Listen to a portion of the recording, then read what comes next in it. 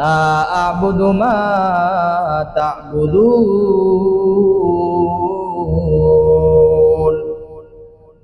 আপনি তাদেরকে বলে দেন, তোমরা যেই সমস্ত উপাসনা করো, যেই সমস্ত মূর্তিগুলার পূজা করো, আমি নবী সেগুলোর ইবাদত করি না। লা আ'বুদু মা তা'বুদুন।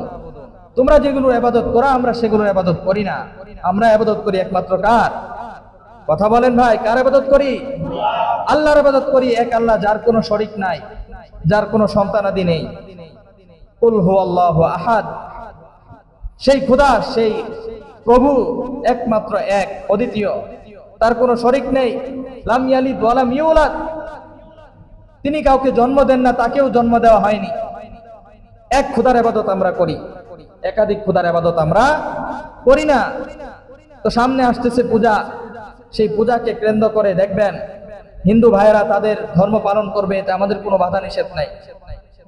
যার যার ধর্ম শেষে পালন করবে। ইসলাম কখনো এই শিক্ষা দেয় না যে তাদের ধর্ম পালন করার ক্ষেত্রে বাধা দাও, না, এই কথা ইসলাম বলে না। লাকুম দীনুকুম ওয়ালিয়া দীন, তাদের জন্য তাদের ধর্ম, আমাদের জন্য আমাদের ধর্ম। এখন সমাজের কিছু মানুষ রয়েছে যারা বলবে, আরে ধর্ম যার যার, উৎসব সবার। কি বলে ভাই? ধর্ম যার যার, উৎসব সবার।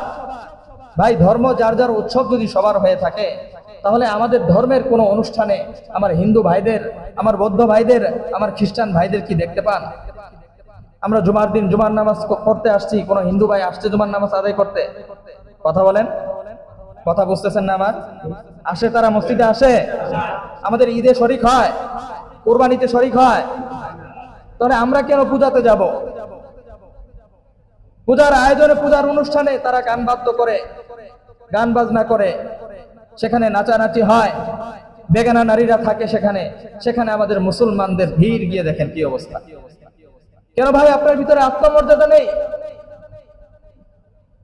আত্মগৌরব আপনার মধ্যে নেই। আপনি মুসলমান, আপনি মুমিন, আপনি ইমানদার, রাসূলের আদর্শ আপনার মধ্যে আছে। আপনি কিভাবে আমার ওই সমস্ত ভাই যারা শিরক করতেছে, আল্লাহর সাথে যারা শরীক করতেছে, তাদের অনুষ্ঠানের মধ্যে আপনি কিভাবে শরীক হন? এটা মুসলিম হিসেবে আপনার ভিতরে গায়রত থাকতে হবে। যেই মূর্তির বিরুদ্ধে আল্লাহ রাসূল সাল্লাল্লাহু আলাইহি ওয়াসাল্লাম 13টা বছর এমন কষ্ট করেছেন, যেই কষ্টের কথা, যেই কষ্টের ইতিহাস